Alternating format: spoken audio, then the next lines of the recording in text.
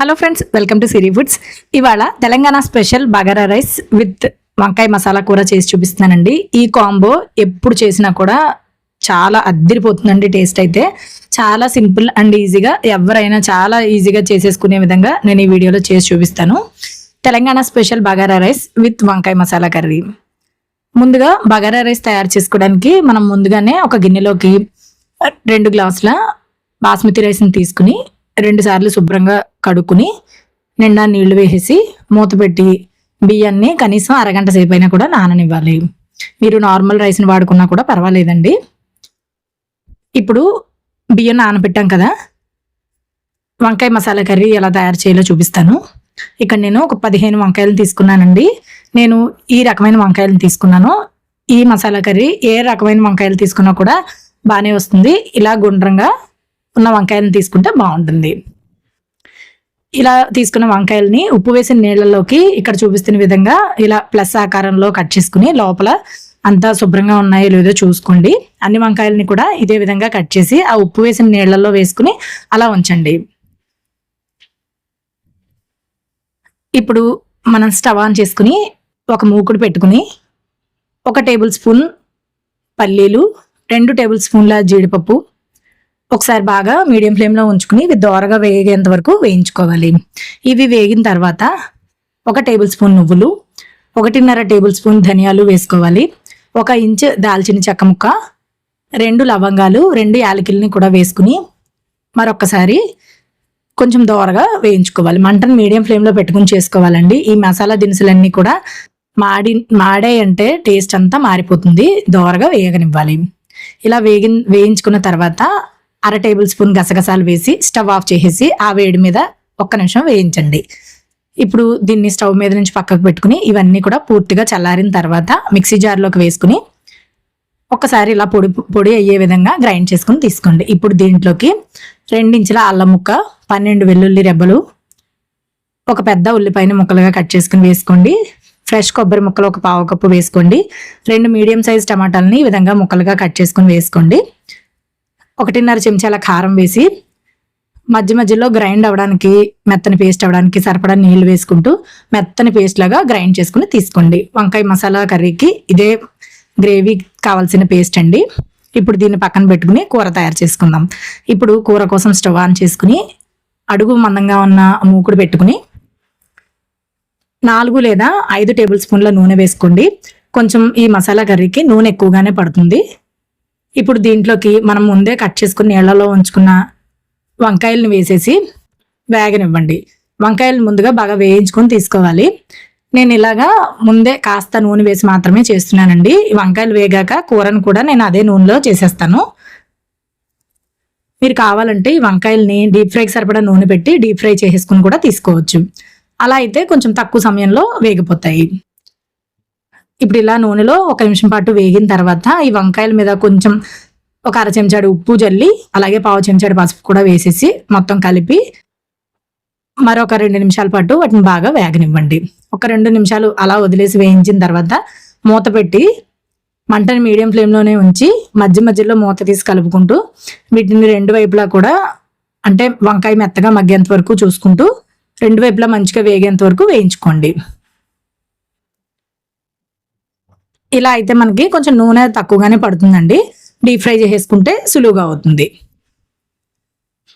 ఇప్పుడు ఇలా చూడండి, వంకాయలు అన్నీ కూడా వేగిపోయాయి అనుకున్న తర్వాత మనం వీటిని సెపరేట్గా ఒక ప్లేట్లోకి తీసేసుకుని పక్కన ఉంచండి. చూడండి, వేగిపోయాయి కదా. ఇప్పుడు ముందుగా చెప్పినట్లుగా ఈ వేగిపోయిన వంకాయలను ఒక ప్లేట్లోకి తీసేసుకుని పక్కన ఉంచుకోండి. ఇప్పుడు అదే మూకుట్లో మనం కూర తయారు చేసేసుకుందాము. 1/2 చెంచాడు ఆవాలు, 1 చెంచాడు మినపప్పు, 1 చెంచాడు శనగపప్పు వేసి మంటను మీడియం ఫ్లేమ్లోనే ఉంచుకుని ఈ పోపుని బాగా వేగనివ్వండి. తర్వాత 4 లేదా 5 పచ్చిమిర్చిని నిలువుగా చీల్చుకుని వేసుకోండి. అలాగే ఒక మీడియం సైజ్ ఉల్లిపాయని చిన్న చిన్న ముక్కలుగా కట్ చేసుకుని వేసుకోండి. ఈ ఉల్లిపాయ ముక్కలు బాగా వేగిపోవాలండి. ఇలా వేగిన తర్వాత మనం ముందు మిక్సీ జార్లో గ్రైండ్ చేసుకుని ఉంచుకున్నాం కదా, ఆ పేస్ట్ని, మసాలా పేస్ట్ని ఈ ఉల్లిపాయ ముక్కల్లోకి వేసేసుకోండి. ఇందులో మనం అల్లం, వెల్లుల్లి, ఉల్లిపాయ ఇవన్నీ కూడా పచ్చివే వేసి గ్రైండ్ చేసుకున్నాం కాబట్టి ఈ పేస్ట్ని మనం మంచిగా వేయించుకోవాలండి. ధనియాలు అన్నీ కూడా మనం ముందే వేసేసాం కాబట్టి ఇంక ఇందులో ధనియాల పొడి కానీ ఇంకేమీ వేయాల్సిన అవసరం లేదు. ఈ పేస్ట్ని మాత్రం మంచిగా మంటను మీడియం ఫ్లేమ్లోనే ఉంచి నూనె పైకి తేలేంత వరకు వేయించుకోవాలి. అప్పుడే చక్కగా పచ్చివాసన పోయి టేస్ట్ చాలా బాగుంటుంది. 2 నిమిషాలు ఇలా వేయించిన తర్వాత మూత పెట్టేసి అలా మగ్గనివ్వండి. చూడండి, సైడ్స్ మీకు నూనె తేలినట్లుగా కనిపిస్తుంది కదా. మనం ఈ కూరకి సరిపడా నూనెని వేసానండి, మరీ ఎక్కువగా ఏమీ వేయలేదు. ఇలా సైడ్స్ నూనె తేలి మంచిగా వేగిపోయిన తర్వాత మనం పక్కన ముందే వేయించి పెట్టుకున్న వంకాయలను వేసేసుకుని చిన్న ఉసిరికాయంత చింతపండుని ముందే నానబెట్టుకోవాలండి. దాంతో తీసిన చింతపండు రసాన్ని అంటే 1/2 కప్పు చింతపండు రసం వేసుకుని కూర మొత్తం రుచికి సరిపడా ఉప్పు వేసేసి మిక్సీ జార్లో ఒక 1/2 కప్పు నీళ్లు వేసుకుని ఒక్కసారి ఆ మిక్సీ జార్లో కలిపేసి ఆ నీళ్ళని ఈ కూరలోకి వేసేసుకోండి. మనకి కూర కావాల్సిన థిక్నెస్ని బట్టి నీళ్లు అడ్జస్ట్ చేసుకోవచ్చండి. ఈ మాత్రం ఇలా థిక్నెస్ ఉంటే సరిపోతుంది. మరీ నీళ్లు వేసేస్తే పలచన అయిపోతుంది కదా, తినడానికి అంత బాగుండదు. ఇప్పుడు ఇలా కలిపేసిన తర్వాత మరొక 2 నిమిషాలు మూత పెట్టి అలా మగ్గనివ్వండి. చక్కగా నూనె పైకి తేలి కూర అంతా తయారైపోయి ఉంటుందండి. ఇప్పుడు లాస్ట్లో ఫ్రెష్గా ఉన్న కొత్తిమీరని సన్నగా కట్ చేసుకుని వేసేసుకుని ఒక్కసారి కింద నుంచి పైకి ఒక్కసారి కలుపుకుని చూసుకుంటే టేస్ట్ చూసుకుని ఉప్పు సరిపోకపోతే అడ్జస్ట్ చేసుకోండి.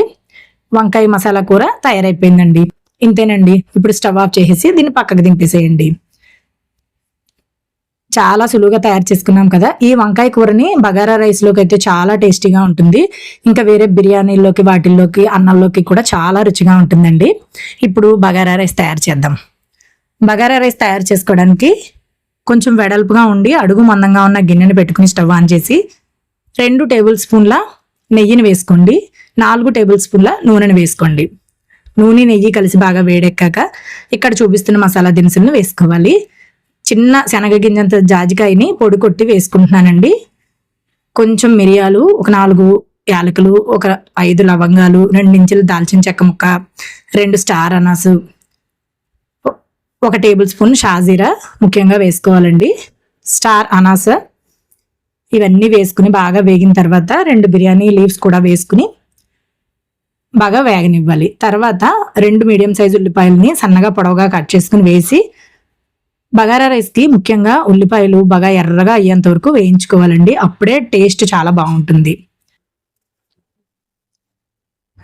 ఇలా ఉల్లిపాయలు బాగా వేగిన తర్వాత 2 చెంచాల ఫ్రెష్గా రుబ్బిన అల్లం వెల్లుల్లి పేస్ట్ని వేసుకోవాలండి. అల్లం వెల్లుల్లి పేస్ట్ వేసిన తర్వాత కూడా బాగా వేగనివ్వాలి. ఎందుకంటే ఈ పేస్ట్ పచ్చివాసన అంతా పోతేనే కానీ రైస్కి మంచి టేస్ట్ అనేది ఉండదు. లేదంటే అన్నం తినేటప్పుడు పచ్చివాసన ఉంటుందండి, వెల్లుల్లి వాసన. చూస్తున్నారు కదా, ఉల్లిపాయలు అనేవి ఇంత ఎర్రగా వేగిపోవాలి. ఇలా వేసిన అల్లం వెల్లుల్లి పేస్ట్ కూడా పచ్చివాసన అంతా పోయిన తర్వాత 2 గుప్పిళ్ళ పుదీనా, 1 గుప్పెడు కొత్తిమీరను కూడా వేసుకుని మరొక నిమిషం పాటు వేయించండి. బగారా రైస్కి ముఖ్యంగా పుదీనా కూడా చాలా ఇంపార్టెంట్ అండి. ఉల్లిపాయలు ఎర్రగా వేగడం అలాగే పుదీనా కూడా వేసుకోవడం అనేది చాలా ఇంపార్టెంట్ టిప్. మంచి టేస్ట్ని ఇస్తుంది. ఇలా వేసి ఇది వేగిపోయిన తర్వాత మనము 2 గ్లాసుల నీళ్ళని 2 గ్లాసుల బియ్యాన్ని నానబెట్టి ఉంచాం కదా. 1 గ్లాసు బాస్మతి రైస్కి 1.5 గ్లాసు నీళ్లు వేసుకోవాలండి. అంటే 2 గ్లాసుల బియ్యం తీసుకున్నాం కాబట్టి నేను ఇక్కడ 3 గ్లాసుల నీళ్లను వేసుకుంటున్నాను. నార్మల్ రైస్కి అయితే 1 గ్లాసు బియ్యంకి 2 గ్లాసులు నీళ్లు చొప్పున వేసుకోండి. ఇలా నీళ్లు వేసేసిన తర్వాత రుచికి సరిపడా ఉప్పు కూడా వేసేసుకుని స్టవ్ని హై ఫ్లేమ్లో పెట్టుకుని ఆ నీటిని ఈ విధంగా బాగా మరగనివ్వండి. ఆ నీళ్లలోనే ఉప్పు రుచి చూసుకోండి. ఉప్పు సరిపోకపోతే కొంచెం యాడ్ చేసేసుకోవచ్చు. ఇలా మరుగుతున్న టైంలో మనం ముందే అరగంట పాటు బియ్యం నానబెట్టి ఉంచుకున్నాం కదా, ఈ రైస్ని నీళ్ళన్నీ వంపేసి ఉత్తి రైస్ని మాత్రమే నీళ్లు బాగా మరిగేటప్పుడు వేసేసుకుని ఒక్కసారి బియ్యం చిదిరవ్వకుండా జాగ్రత్తగా కలుపుకుని హై ఫ్లేమ్లోనే కొంచెం బబుల్స్ వచ్చేంత వరకు ఉడకనివ్వండి. ఇలా ఉడుకుతున్న టైంలో మంటని సిమ్లోకి పెట్టేసుకుని లేదా మీడియం ఫ్లేమ్లోకైనా పెట్టుకుని మూత పెట్టేసి 15 నుంచి 20 నిమిషాల పాటు అస్సలు ఏమీ కదపకుండా అలా నిదానంగా సన్నన మంట మీద ఉడకనివ్వండి. 15 నిమిషాల తర్వాత చూపిస్తున్నాను చూడండి. చక్కగా ఇదంతా కూడా ఉడికిపోయి మనకి బగారా రైస్ అంతా తయారైపోయిందండి. అడుగున ఎక్కడ చూడండి ఈ విధంగా గరిటె పెట్టి కలిపేటప్పుడు నీరు లేకుండా ఉంది అంటే మనకు తయారైపోయినట్టే. ఇప్పుడు చక్కగా స్టవ్ ఆఫ్ చేసేసి దీన్ని పక్కకి దింపి ఒక్క 10 నిమిషాలు అలాగే మూత పెట్టి ఉంచి వేడివేడిగా సర్వ్ చేసేసుకుంటే మనకి తెలంగాణ స్పెషల్ బగారా రైస్ తయారైపోతుందండి. దీంట్లోకి వంకాయ మసాలా కూర చూపించాం కదా, ఈ రెండు కాంబినేషన్ అయితే అద్దిరిపోతుందండి. ఒక్కసారి ఈ వీడియో చూసి మీరు ట్రై చేస్తే కనుక తప్పకుండా మీకు ఎలా వచ్చిందో నాకు తెలియచేయండి. ఇంతేనండి.